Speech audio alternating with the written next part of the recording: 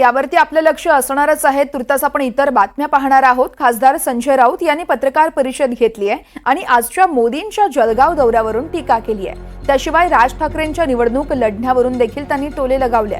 तर मवियामध्ये मुंबईतील जागा वाटपावर 99% सहमती झाल्याचं देखील राऊतांनी स्पष्ट केलंय।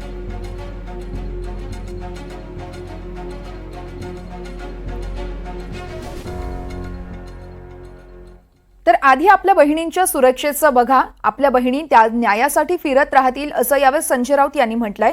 पंतप्रधान दौरे करत फिरत राहतील असं देखील राऊतांनी म्हटलंय। आपल्या बहिणी न्यायासाठी फिरत राहतील असा देखील घणाघात संजय राऊत यांनी केलाय।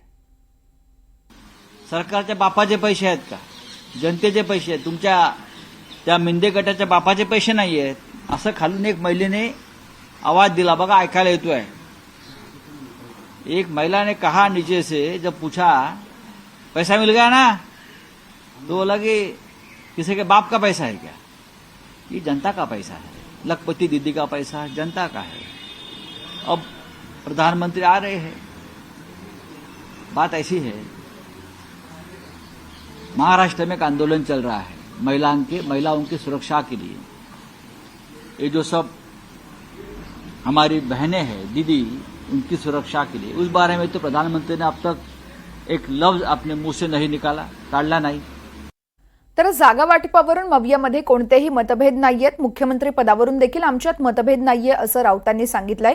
तसेच मुंबईतल्या 99% जागांवरून मविया नेत्यांमध्ये एकमत असल्याचं देखील राऊत म्हणतायत।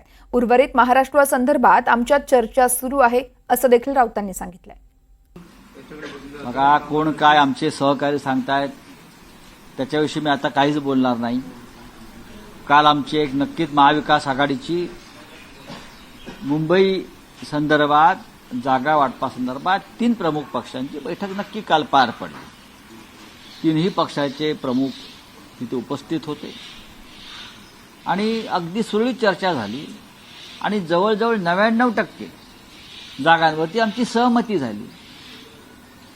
मुंबई हा एक मोठा प्रदेश आहे, महाराष्ट्राची राजधानी आहे, इथे कायम शिवसेनेचं आणि मराठी माणसाचं वर्चस्व राहिलेलं आहे।